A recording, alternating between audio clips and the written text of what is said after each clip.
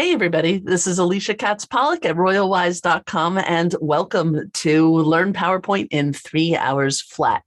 This class is a whole lot of fun to teach because what we're going to do is start from a blank presentation and go all the way through adding your slides, designing what they look like, doing your text formatting, adding images, working with images, slide transitions, slide automations, and then giving your slideshow and also how to share your content. And one of the things that I really like about this is over the years, I have kind of started using PowerPoint as a down and dirty graphics tool as well. So if I just need to make a quick graphic, a lot of the time I actually go into PowerPoint in order to make it and then export it. So you can even use it for graphic design. One of the things that you're going to notice about PowerPoint is that when it's on a Mac versus a PC, it's like mostly the same, but there's a couple things that are a little bit different. And so I'm going to be teaching it, showing on a Mac because that's what I have in my studio. But if you're on a PC, some things might be different. But if you have questions about it on your PC, I actually have one that I can go ahead and display. So we can make that work. Absolutely. So as you are prepping for your class today and to go ahead with the materials, I want to show you where you can get the resources. So where we are right now is I'm looking on learn.royalwise.com, which is our OWLs, our online web-based learning solution, and that's where you go for today's class. Here, there's a section for download the handout. And when I click on download the handout, what you're going to see is our agenda and also a picture of Mr. Bill that I'm going to be using for our demo today. And so you will want to go in and download Mr. Bill. And then the handout for PowerPoint in 3 hours flat is actually our agenda. So here are all the things that we are going to talk about. So we're going to start with choosing a theme and your colors and fonts. We're going to talk about the outline views, adding slides, changing slides, good design principles, how to work with pictures, how to work with infographics, how to create movement, how to work with the slide masters, how to do self-running presentations, and also how to export everything from handouts to JPEG. So we have a lot to cover in our 3 hours. When you are designing your slideshow, whether it's picking the theme, the colors, anything about it, one of the things you want to make sure that you don't do is give people a whole wall of text.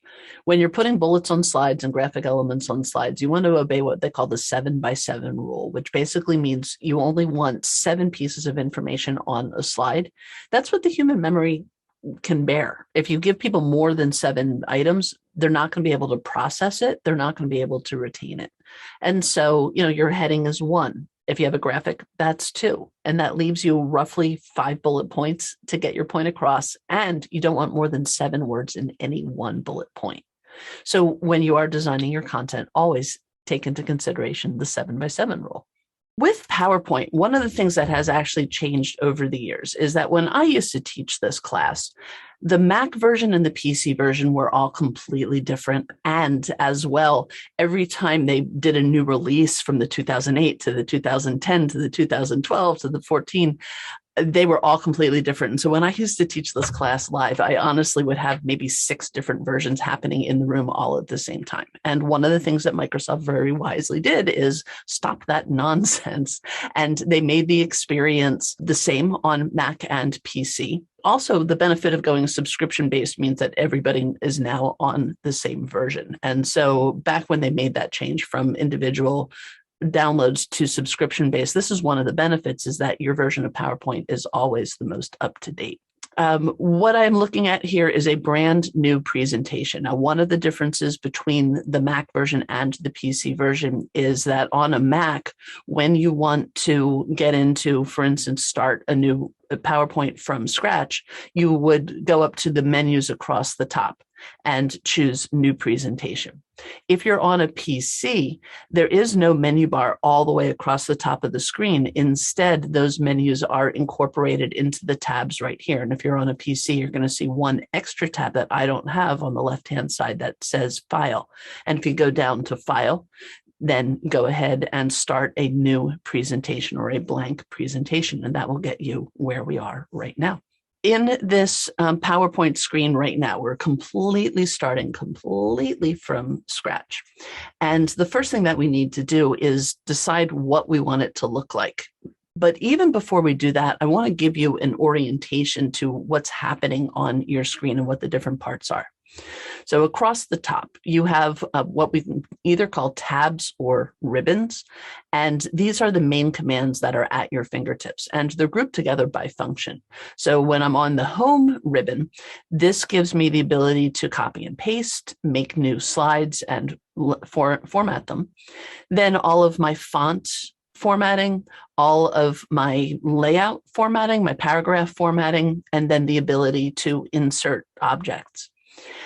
You'll notice that if you're used to Excel or Word, that these are pretty much the same on the home ribbon all the way up to like this whole copy section and then the font formatting in the middle. So it's one of the things that's nice about Microsoft Office is as you learn one program, it gives you facility with all the rest of them as well. So that's really nice. Now, if I continue going across the top, when I go to the insert ribbon, this is objects that you can insert onto your slides, whether it's tables and charts, pictures, infographics, all kinds of things like that. Then there's, you can draw on yours. Now, you might not have that draw. I do some fancy work, so if you don't see draw, don't panic. It's just on mine. Then design is where we work with our themes. Transitions is where we work with the animations as you go from slide to slide to slide.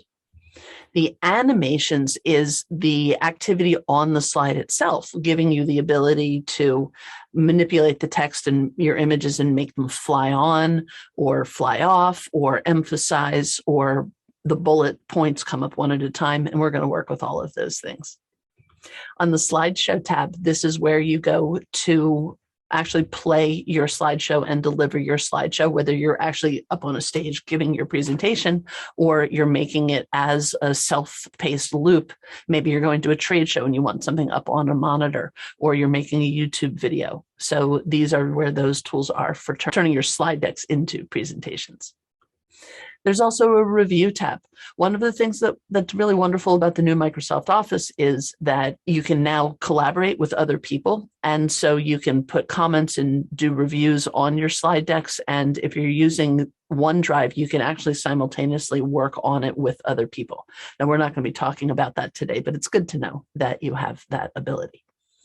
And then on the view, we're going to talk about these views as well. So this is different ways of looking at your slideshow and working with masters. So we'll come back here at the end. Other things to notice on your screen is that you have a sidebar down the left-hand side. And this is good for being able to move from slide to slide and get a preview for what they look like. Then in the center area is your slide itself. There's also a notes area, and on mine it was kind of pushed down, so I held my cursor over the bottom. I got that little arrow and I'm pulling it up again. This notes area is where you can enter in your speaker notes, the things that you want to remember to say. This is a place where you can take your own notes. And then down the right-hand side, right now it's showing design ideas. This is a dynamic pane that will open up and make suggestions as you work, whether it's design and layout suggestions, or it's the nitty-gritty details when you're formatting your shapes and your text. This pane will come and go according to what it is that you're doing. So that's the general layout. And I'm going to go back to home. You can also see that if I click more than one time on these words across the top, it also shrinks up the toolbar, which is nice if you need some extra real estate for the work that you're doing. If I head down to the bottom, to the very, very bottom edge, I can also see that there's slide numbers. There's some other tooltips that are popping up. Those are going to change according to where you are and what you're on. You'll also see down on the right-hand side, right now I'm in this normal view, but there is also a slide sorter view. So if you have a lot of slides, you can look at all of them without all of that interface, and you can drag them around and simply reorder them. There's a reading view, which just shows you what your slide looks like. And it's kind of like giving a slideshow. There's also a button to start your slideshows from here. I'm going to go back to normal view by clicking that bottom button in the bottom right-hand side. And there is also a zoom. And what's nice is you can zoom in and really get close to your presentation, or you can zoom out if you want to see more about it. In addition to the plus and the minus for the zoom, you can also click, mine right now says 140, but I was just kind of randomly clicking on that plus and minus. And so you can click on that and you can actually specify what size you want it to be. So if I put it on 100, then it shows me at the real life size. So those are some tips and tricks for how it looks on your screen.